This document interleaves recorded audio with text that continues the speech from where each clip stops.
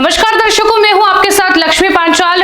खबर 24 के इस राजस्थान टॉप 5 न्यूज में आप सभी का बहुत बहुत स्वागत है। इस बुलेटिन में हम राजस्थान की टॉप 5 खबरें देखेंगे। चलिए शुरू करते हैं। आज की ताजा तरीन खबरों में सबसे पहले हम बात करेंगे अजमेर में रेव पार्टी की, जहां पर रेव पार्टी की सूचना के बाद पुलिस रेड से हड़कंप मच गया। भाग निकले विदेशी टूरिस्ट, स्थानीय लोगों ने रोष जताया। आपको बता दें कि रेव पार्टी का वीडियो सोशल मीडिया पर वायरल होते ही हड़कंप मच गया। इस वीडियो में विदेशी युवक युवतियां नशे की हालत में डांस कर रहे थे। सूचना मिलते ही पुलिस मौके पर पहुंची तो इससे पहले ही पर्यटक भाग चुके थे। पुलिस ने रिसोर्ट की तलाशी भी ली, लेकिन कोई आपत्तिजनक सामग्री नहीं मिली। हालांकि स्थानीय लोगों का दावा है कि पार्टी में नशीले पदार्थों का सेवन हो रहा था, लेकिन इस संबंध में कोई भी ठोस सबूत नहीं मिला है। रिसोर्ट मालिक से पूछताछ की जा रही है। यह पूरा मामला अजमेर के गंज थाना क्षेत्र का बताया जा रहा है। वीडियो वायरल होने के बाद थाना प्रभारी महावीर सिंह पुलिस जाब्ते के साथ पहुंचे। थाना प्रभारी महावीर सिंह ने बताया कि वायरल वीडियो से जानकारी मिली थी, लेकिन रिसोर्ट में किसी प्रकार की नशा सामग्री और अवांछित सामग्री नहीं मिली। फिर भी रिसोर्ट मालिक से पूछताछ की जाएगी और मामले की जाँच की जा रही है। स्थानीय लोगों ने प्रशासन से कड़ी नजर की मांग रखी है। होली की तैयारियों के साथ ही जिला पुलिस और प्रशासन यहां पर मुस्तैद है। म्यूजिक कलर फेस्टिवल को लेकर व्यवस्था चाक चौबंद भी है। बावजूद इसके इस तरह के वीडियो या मामले सामने आते हैं तो सवाल खड़ा होना लाजमी है। अब स्थानीय लोगों की मांग है कि प्रशासन को ऐसे आयोजनों पर कड़ी नजर रखनी चाहिए ताकि पुष्कर की पवित्रता बनी रहे। तीर्थ पुरोहितों में भी आक्रोश है। इससे धार्मिक आस्था को ठेस पहुंचती है, ऐसा उनका कहना है। पुष्कर के तीर्थ पुरोहितों ने भी इस घटना पर नाराजगी जाहिर की है। तीर्थ पुरोहित ऋषु पाराशर का कहना है कि इस तरह की पार्टियों से पुष्कर की धार्मिक आस्था को ठेस पहुंचती है। उन्होंने कहा, होली का त्योहार नजदीक है, ऐसे में विदेशी पर्यटकों द्वारा अर्धनग्न होकर डीजे की धुन पर नाचना गाना गलत है। प्रशासन को इस पर सख्त ध्यान देना चाहिए और ऐसी घटनाओं पर रोक लगानी चाहिए। पुष्कर की पवित्रता को बनाए रखने के लिए कठोर कदम उठाए जाएं और इस तरह की पार्टियों पर सख्ती से रोक लगाई जाए, ऐसा तीर्थ पुरोहितों ने प्रशासन से मांग की है। अगली खबर पर नजर डालते हैं, जहां पर तेंदुए का हुआ अंतिम संस्कार। नम आंखों से अधिकारियों ने दी विदाई। राजस्थान के अलवर जिले से मंगलवार सुबह एक तेंदुए के अंतिम संस्कार का वीडियो सामने आया, जिसमें अधिकारी नम आंखों से विदाई देते हुए नजर आ रहे हैं। इस तेंदुए की मौत राजगढ़ में ट्रेन की चपेट में आने से हुई थी, जिसके शव को गोठ गांव के एक खेत में कब्जे में लेकर क्षेत्रीय वन अधिकारी राहुल फौजदार ने रेंज कार्यालय भिजवा दिया था। 2.5 साल तेंदुए की उम्र बताई जा रही है। उसके बाद senior veterinary officer incharge doctor Mohanlal Meena, Sakat के पशु चिकित्सा अधिकारी डॉक्टर शैलेंद्र गुप्ता व ठिगावड़ा के पशु चिकित्सा अधिकारी डॉक्टर अभिषेक कुमार मीना ने गठित मेडिकल बोर्ड से मृत तेंदुए का पोस्टमार्टम कराया गया, जिसमें पता चला कि मृत नर तेंदुए का शव करीबन 2 से 3 दिन पुराना था। उसकी उम्र करीबन 2.5 वर्ष थी और हिंदू रीति रिवाजों से अंतिम संस्कार किया गया। कभी तेंदुआ आवासीय इलाकों में आकर पालतू जानवरों को अपना शिकार बनाता है, तो कभी इंसानों पर हमला करके उन्हें घायल कर देता है, जिसके बाद उसका रेस्क्यू करके वापस जंगल में छोड़ा जाता है। लेकिन इस बार तेंदुए के अंतिम संस्कार का जो वीडियो सामने आया है वो भावुक कर देने वाला है। आप इस रिपोर्ट में देखिए। अगली खबर की ओर नजर डालते हैं। राजस्थान की 3500 ग्राम पंचायतों में ओपन जिम बनवाएगी भजनलाल सरकार। मंत्री ने सदन में किया ऐलान। राजस्थान की 5000 से ज्यादा आबादी वाली 3500 ग्राम पंचायतों में ओपन जिम स्थापित किए जाएंगे। खेल एवं युवा मामलों के मंत्री कर्नल राज्यवर्धन राठौर ने सोमवार को विधानसभा में यह जानकारी दी है। जी हां, राठौर ने कहा कि राज्य सरकार युवाओं को स्पोर्ट्स एक्टिविटी के लिए कवरेज करना चाहती है। इस दिशा में काम करते हुए सरकार ने स्पोर्ट्स इंफ्रास्ट्रक्चर डेवलपमेंट के लिए बजट में प्रावधान भी किया है। जल्दी ही ओपन जिम का काम शुरू होगा। खेल स्टेडियम के लिए बजट का यह प्रावधान है। आगे प्रश्नकाल के दौरान पूछे गए सदस्य के पूरक प्रश्न का जवाब देते हुए राठौर ने यह भी बताया कि राजस्थान में खेलों को बढ़ावा देने के लिए स्टेट स्पोर्ट्स काउंसिल के साथ मिलकर स्टेडियम बनाने के लिए कई योजनाएं चलाई जा रही हैं। मंत्री ने बताया कि राज्य सरकार ने कोऑर्डिनेटेड स्टेडियम डेवलपमेंट प्रोग्राम 2015 के क्राइटेरिया सेट कर दिया है।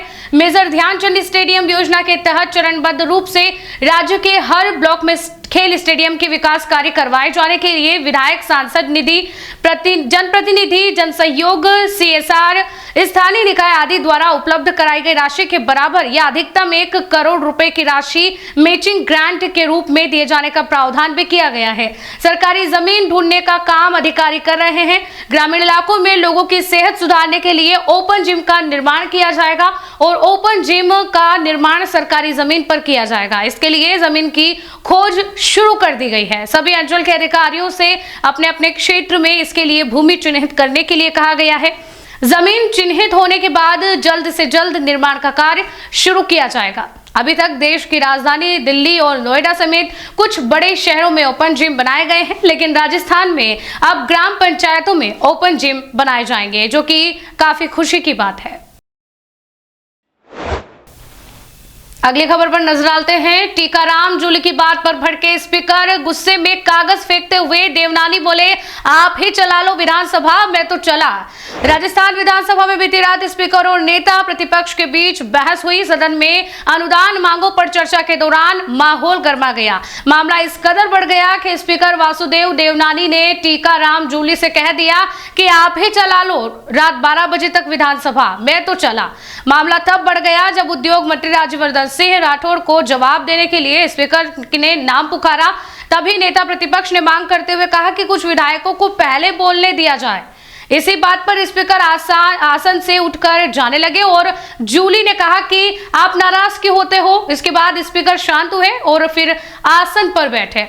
नेता प्रतिपक्ष बोले, अब तक 3 विधायक नहीं बोल पाए। दरअसल स्पीकर वासुदेव देवनानी ने मंत्री को जवाब देने के लिए बुलाया था। तभी नेता प्रतिपक्ष टीकाराम जूली ने आपत्ति जता दी। उन्होंने कहा कि अब तक 3 विधायक बोल नहीं पाए हैं, उन्हें 2-2 मिनट का समय दिया जाए। इस पर स्पीकर ने आपत्ति जताई तो जूली ने भी उन्हें जवाब दिया। इसी बात पर दोनों के बीच बहस शुरू हो गई। जूली की बात पर देवनानी नाराज हुए, बोले फर्क कैसे नहीं पड़ता। नेता प्रतिपक्ष ने कहा, विधायकों को बोलने दीजिए, क्या फर्क पड़ता है। स्पीकर देवनानी ने नाराजगी जताते हुए कहा कि फर्क कैसे नहीं पड़ता। इसके बाद उन्होंने गुस्से में कागज फेंकते हुए कहा कि फिर आप ही चला लो रात 12 बजे तक विधानसभा, मैं तो चला। यह बोलते ही देवनानी आसन से उठ गए और इसके बाद जूली ने जवाब देते हुए कहा कि आप नाराज क्यों होते हो, हमने तो सिर्फ विधायकों को बोलने देने की बात की है। गुस्सा शांत होने के बाद स्पीकर ने 3 विधायकों को और मौका दिया। जूली का जवाब सुनने के बाद मामला थोड़ा ठंडा हुआ और कुछ देर बाद स्पीकर बैठ भी गए आसन पर। गुस्सा शांत होने के बाद देवनानी ने कांग्रेस के 3 विधायकों को बोलने का मौका दिया। इस पूरे घटनाक्रम के बाद सदन में कुछ देर के लिए तनावपूर्ण माहौल भी बना रहा, लेकिन बाद में कार्रवाई सुचारू रूप से आगे बढ़ी। टॉप 5 में अगली और आखिरी खबर पर ध्यान देते हैं। केंद्र सरकार द्वारा जारी की गई नई अफीम नीति किसानों को नहीं आ रही रास। यही कारण है कि गत वर्ष झालावाड़ जिले में अफीम लाइसेंसधारी काश्तकारों की संख्या 4508 से घटकर इस वर्ष 2904 रह गई। इसका प्रमुख कारण अफीम की औसत मात्रा का कम पाया जाना है। ऐसे में कई किसानों के पट्टे को निरस्त कर दिया गया। नई नीति के अनुसार किसान लाइसेंस लेकर तय सीमा में ही अफीम यानी कि काले सोने की खेती कर सकते हैं। इसके साथ ही किसानों के लिए फसल में मार्फिन की औसत मात्रा 4.2 प्रति किलोग्राम निर्धारित कर दी गई। ऐसे में औसत मात्रा से कम मार्फिन निकलने पर किसानों को अपने पट्टों से हाथ धोना पड़ रहा है। दूसरी ओर नई CPS पद्धति में तोल केंद्र पर पोस्त भूसा की औसत उपज 900 किलोग्राम प्रति हेक्टेयर तय की है। इससे कम पोस्त भूसा मिलने अफीम का पट्टा निरस्त करने के आदेश जारी किए जा रहे हैं। सरकार से अफीम की मात्रा के बदले किसानों को मिलने वाले कम दामों ने भी किसानों का अफीम की फसल के प्रति मोह भंग कर दिया है। किसानों का कहना है कि सरकार करोड़ों का लाभ कमाने वाली फसल के दाम में कोड़ी दे रही है। ऐसे में अफीम की फसल का दाम ऊंट के मुंह में जीरा साबित हो रहा है। नारकोटिक्स विभाग इसमें 2 तरह के पट्टे जारी कर रहा है। नारकोटिक्स विभाग के जिला अफीम अधिकारी MK जैन ने बताया कि केंद्र सरकार की नई नीति के अनुसार लाइसेंसधारी किसानों को 2 तरह की पद्धति में पट्टे जारी किए जा रहे हैं। पहली है लेसिंग पद्धति, दूसरी है CPS पद्धति। अब दोनों ही पद्धति में सरकार ने तय सीमा में अफीम की फसल बोना निर्धारित किया है। इसके साथ ही फसल उत्पादन की मात्रा भी निर्धारित की गई है। इससे कम मात्रा मिलने पर काश्तकार के अफीम के पट्टे को निरस्त किया जा सकता है। अभी सरकार के द्वारा अफीम काश्तकार को 10 आरी का पट्टा दिया जा रहा है। इससे पहले 12 से 15 आरी का पट्टा काश्तकार के अफीम के उत्पादन की मात्रा के आधार पर दिया जाता था। जिले में इस साल 1219 लाइसेंस लेसिंग पद्धति में जारी किए गए हैं। वहीं सीपीएस पद्धति में 1685 लाइसेंस दिए गए हैं। अब लेसिंग व सीपीएस पद्धति में क्या अंतर है, आप सभी सोच रहे होंगे, तो आपको बता दें।